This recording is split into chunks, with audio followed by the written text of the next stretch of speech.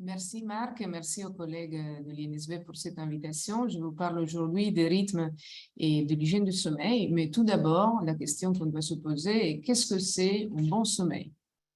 Qu'est-ce que c'est un bon sommeil? Donc, il y a bien évidemment une réponse par la définition, la définition du sommeil normal. Le sommeil est un état physiologique périodique et réversible caractérisé par une diminution de l'état de conscience et une limitation des processus perceptuels. La transition entre la veille et le sommeil se fait pendant l'endormissement, qui est le passage entre l'éveil et le sommeil, où il y a la rupture de l'état de conscience de l'individu survenant les yeux fermés. Ça, c'est la définition. Après, de façon un peu plus pratique, on peut dire que le sommeil est normal, le sommeil est bon, si l'éveil est bon. Donc, se réveiller en forme, se réveiller avec la sensation d'avoir passé une bonne nuit, sans s'effaler le matin, sans coup de barre la journée, sans somnolence, sans nécessité de faire la sieste, avec une facilité à se concentrer et à mémoriser. Mais tout ça, c'est des signes quotidiens d'avoir un bon sommeil, que le sommeil est bon. Donc, se sentir en forme est souvent la conséquence d'un sommeil de bonne qualité, mais on verra aussi que la qualité de l'éveil est influencée par la qualité du sommeil. Qu'est-ce que c'est un sommeil normal en termes d'architecture? Ça, c'est peut-être un peu plus complexe. Le sommeil fonctionne par cycle. Tous les cycles sont à peu près d'une heure et demie. D'accord? Nous faisons du stade 1, stade 2, le sommeil léger. Après, nous rentrons en sommeil lent profond, le stade 3, et après, nous faisons un sommeil de rêve. Je vous ai montré cette diapo pour vous montrer qu'effectivement, après chaque cycle, c'est normal de se réveiller. Donc, il ne faut pas avoir peur de se réveiller au bout d'une heure et demie de sommeil. Si le réveil est court et si c'est facile de se rendormir, c'est tout à fait normal. Il ne faut pas se focaliser sur des réveils de courte durée au cours de la nuit. D'accord? Comment on étudie le sommeil normal? On l'étudie, peut-être que vous le savez déjà, par la polysomnographie. La polysomnographie, un examen du sommeil où nous allons regarder la partie respiratoire du sommeil, mais aussi la partie neurologique, cardiologique, les mouvements des jambes. Et c'est l'examen plus complet qui nous permet d'avoir ce qu'on appelle un hypnogramme et d'étudier les cycles de sommeil pour voir si le sommeil est normal. Comment est réglé le sommeil? Venons maintenant au rythme du sommeil. Le sommeil est réglé, est réglé par deux processus, le processus homéostasique et le rythme circadien. Le processus homéostasique représente quelque chose qu'on connaît tous, la pression du sommeil, l'envie de dormir. Le principe est que plus on reste éveillé, plus nous restons réveillés, plus nous avons une pression de sommeil qui augmente et plus ce sera facile de s'endormir le soir. Plus l'éveil est long, plus l'éveil est de bonne qualité, plus on aura envie de dormir le soir. Donc, le message est que si on passe une journée sur le canapé à somnoler, si on fait des siestes, la pression de sommeil à la fin de la journée sera faible. Ce sera beaucoup plus difficile de s'endormir. Si par contre, nous passons une journée active avec une activité physique ou intellectuelle, si l'éveil est bon, ce sera beaucoup plus simple de s'endormir le soir. Comment ça fonctionne? Quand on reste réveillé, on consomme de l'ATP, c'est une molécule qui représente un petit peu l'énergie, et on produit de l'adénosine. Cette adénosine augmente, et qu'est-ce qui va arriver? C'est que le soir, l'adénosine, elle est bien concentrée, elle va s'attacher au récepteur cérébral qui nous donne envie de dormir. Donc, une bonne journée de réveil nous donne une quantité d'adénosine suffisante pour avoir un endormissement facile. Quel est l'antagoniste de l'adénosine? C'est la caféine, donc tout ce qui est éveillant. Donc la caféine est une molécule avec des propriétés stimulantes qui va se lier au même récepteur de l'adénosine et qui empêche l'adénosine de fonctionner. Donc le message est que la consommation de café doit être limitée et doit être pas à des horaires trop tardifs parce que aux horaires trop tardifs, l'adénosine ne pourra pas attaquer le récepteur et donc on aura moins envie de dormir. L'autre message est que la caféine n'est pas présente seulement dans le café, mais est présente aussi dans le thé, dans les boissons au cola, dans le chocolat chaud, dans les barres chocolatiers, surtout de chocolat noir au lait. Donc, il y a plusieurs aliments qui contiennent de la caféine. Et comme vous voyez dans le deuxième graphique, je ne sais pas si c'est lisible, les pays qui consomment plus de caféine, donc plus de substances éveillantes sont la Finlande, la Norvège, la Danemark, la Suède, les Pays-Bas. Et pourquoi, à votre avis? Manque de soleil. C'est des pays où il y a très peu de lumière. Et on verra tout à l'heure que la lumière est quelque chose qui aide le réveil. Un petit mot sur la sieste. Le graphique peut paraître un peu compliqué, mais en fait, le message est que plus on reste éveillé, plus on produit de l'adénosine. Donc, vous voyez la ligne bleue, l'adénosine augmente, augmente, augmente si nous passons en période très longue réveillée. La flèche rose représente la sieste. Quand on fait la sieste, on consomme l'adénosine et donc il y en a moins. Donc, au moment de réveil, on repart dans une concentration très faible d'adénosine, donc ce sera plus difficile de s'endormir si on fait des siestes tardives. Donc, d'une part, il est conseillé de ne pas passer des longues périodes éveillées parce qu'après, ce sera très difficile de lutter contre les coups de barre. D'autre part, si on fait des siestes tardives, ben, on consomme l'adénosine, donc ce sera très compliqué aussi de s'endormir. L'autre mécanisme à la base du rythme du sommeil est le rythme circadien. Circa, ça veut dire autour, diem, ça veut dire journée. Donc, c'est notre rythme biologique autour de 24 heures, autour de la journée. C'est un rythme qui ne concerne pas seulement le sommeil, mais aussi la tension artérielle, la température, la sécrétion hormonale.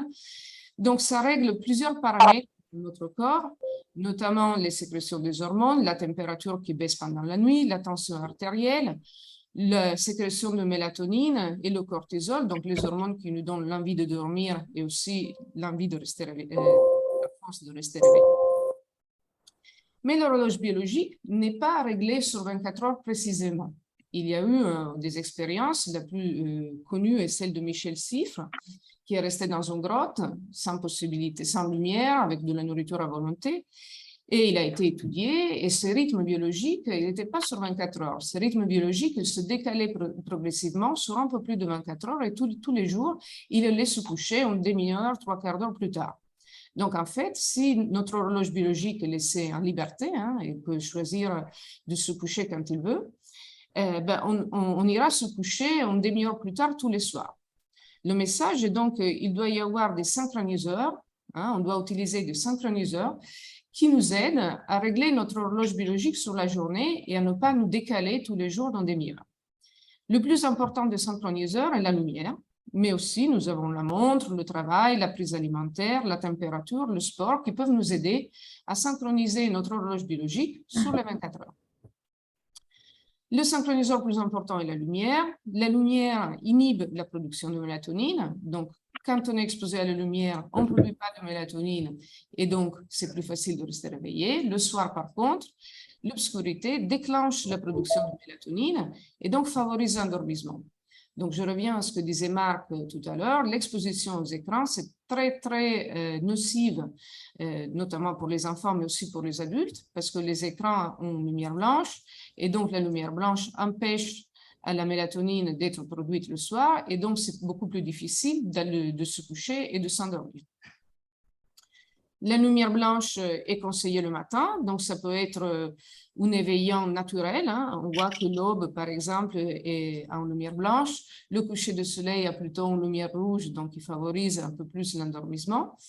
Et elle peut être utilisée à l'aide, par exemple, de lampes de luminothérapie le matin pour favoriser le réveil. Vous pouvez vous exposer en lumière blanche, mais il faut éviter d'utiliser les écrans comme dans la photo, le téléphone le soir, parce que ça empêchera à la mélatonine d'être produite. L'autre synchroniseur important sont les horaires. Si on n'a pas des horaires de coucher et de lever réguliers, nous pouvons facilement nous décaler, nous pouvons être en retard de phase, en avance de phase ou en libre cours, c'est-à-dire notre horloge biologique, elle ne va pas reconnaître les bons horaires de coucher et de lever, et donc nous pouvons développer des troubles de rythme du sommeil. Donc le rythme du sommeil doit être consolidé par des horaires de coucher et de lever réguliers. Les autres synchroniseurs qui peuvent aider à bien limiter, à bien régler l'horloge biologique sont la température. Nous savons que la température corporelle baisse d'un degré lors du sommeil. C'est important donc de faire de l'activité sportive plutôt le matin que le soir, parce que si on fait le sport le soir, le corps se réchauffe. Et réchauffer le corps avant d'aller s'endormir, c'est pas une bonne idée. En tous les cas, c'est pas bon pour le sommeil. Avoir une température de la chambre entre 18 et 20 degrés aide à avoir une température corporelle un peu plus faible la nuit et donc aide l'endormissement. Donc, faire attention à la température et faire attention aussi à la prise alimentaire qui doit être faite à des horaires réguliers. Parce que si on s'habitue, par exemple, à avoir des repas nocturnes ou à avoir des repas très tardifs, par exemple à 11 heures du soir, quand on se couche plus tôt, notre horloge biologique est centrale, mais aussi périphérique. Donc, le foie, l'estomac, ils vont réclamer la nourriture aux horaires où on est habitué à l'avoir. Donc, si on s'habitue à manger à 23 heures, si après on doit se coucher plus tôt, ben, on aura faim à 23 heures parce que notre horloge biologique s'est habituée à avoir de la nourriture plus tardivement. En conclusion, pour garantir un sommeil de bonne qualité, les processus homéostasiques et circadiens doivent être en phase. Et il faut essayer de maintenir les deux processus synchronisés. Encore un petit mot sur les rythmes. À quelle heure faut-il s'endormir et pendant combien d'heures? Il faut savoir, attention, voilà. Il faut savoir que chacun est différent. Il existe les sujets du soir et les sujets du matin. Les sujets du soir, typiquement, c'est des sujets qui ont envie de se coucher plus tardivement et les sujets du matin qui ont envie de se coucher plus tôt. On ne peut pas trop lutter contre notre chronotype, hein, c'est génétique. Il est intéressant de le connaître. Je pense que si on lève des mains dans la salle et je vous demande qui est du soir, tout le monde va savoir s'il est du soir ou du matin. Il y a quelqu'un du soir dans la salle? Voilà. Donc, tout le monde se connaît, c'est important de se connaître. Il faut mettre c'est important de se connaître aussi pour améliorer ses performances. C'est-à-dire que si vous êtes un sujet du matin, vous aurez plutôt tendance à avoir les activités plus importantes de votre journée concentrées le matin. Si vous êtes plutôt du soir, ben, les activités importantes, il faudra les mettre à partir de 15 heures de l'après-midi ou au moins après 11 heures du matin parce que ça sera beaucoup plus difficile de se concentrer avant 11 heures. Un petit mot sur les fenêtres de sommeil. Il y a des moments dans la journée où il y a plus de chances de s'endormir. C'est important de le savoir parce que tout le monde a expérimenté que vous pouvez avoir un coup de barre, par exemple, de 20 minutes. Après, vous ne dormez pas et le coup de barre passe tout seul. Donc, effectivement, il y a des moments où la courbe de cortisol baisse. C'est les moments où, effectivement, on a plus facilité à s'endormir. Typiquement, c'est à 14 heures hein, où on a le coup de barre aussi après le repas. Mais ça peut arriver en général tous les 2 heures au cours de la journée. Il y a une petite vingtaine de minutes où c'est plus facile de s'endormir. Et ça, c'est très intéressant pour les personnes insomniaques parce qu'en consultation, ça nous arrive souvent d'avoir quelqu'un qui nous dit « Mais vous savez, docteur, le soir, j'ai vraiment du mal à m'endormir parce que quand je sommeille, après je vais au lit et je ne m'endors plus. » Et moi, je demande toujours, mais quand vous avez sommeil, monsieur ou madame, qu'est-ce que vous faites? Ben, en fait, je sommeille, je commence à bâiller, après je vais aux toilettes, je me démaquille, après je passe dans la cuisine, je range un petit peu, je surveille que tout soit bien, je me déshabille, je mets le pyjama. Les 20 minutes de la fenêtre de sommeil qui était ouverte pour dormir, si la personne fait tout ça avant d'aller se coucher, sont déjà passées. Donc, la fenêtre de sommeil se referme et la personne, quand elle va au lit, elle n'a plus sommeil, elle doit réattendre une heure et demie avant d'avoir le stimulus de l'endormissement. Elle pense d'être insomniaque quand en réalité, elle n'a juste pas saisi le bon moment pour aller se coucher. Donc, il faut savoir que tous les heures et demie, à peu près, tous les 2 heures, il y a 20 minutes où c'est plus facile de s'endormir et il faut en profiter. Il ne faut pas commencer des activités si vous voulez vous coucher, si vous avez cette impression que le moment est venu pour aller au lit. Combien d'heures sont nécessaires pour être en forme? Ça aussi, c'est subjectif. Hein, il existe des petits dormeurs et des longs dormeurs. Les petits dormeurs, ben, c'est des chanceux qui ont la chance de pouvoir être en forme avec entre 4 et 6 heures de sommeil. Et il y a des longs dormeurs, environ 15% des adultes qui ont besoin de plus de 9 heures de sommeil. C'est important de se connaître et essayer de ne pas contrarier ses besoins de sommeil. La durée du sommeil, comme a dit Marc, je vais passer très rapidement, a diminué au fil des dernières années.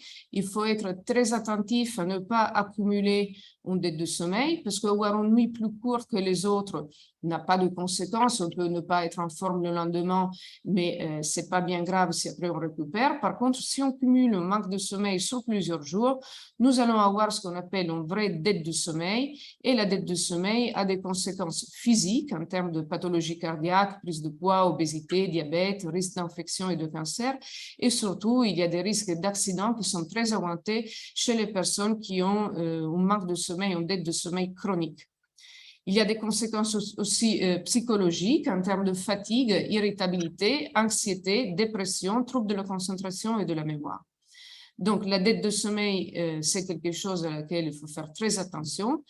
En conclusion, pour avoir des règles d'hygiène du sommeil, en résumé, il faut s'exposer à la lumière directe du soleil le matin, faire de l'activité physique le matin et en début d'après-midi et éviter l'activité physique trop tardive, avoir des horaires de coucher réguliers, les horaires de repas aussi réguliers, rendre la chambre confortable, l'aérer, avoir une température entre 18 et 19 degrés, éviter de prendre des douches chaudes, trop chaudes le soir parce que baisser la température corporelle favorise l'endormissement.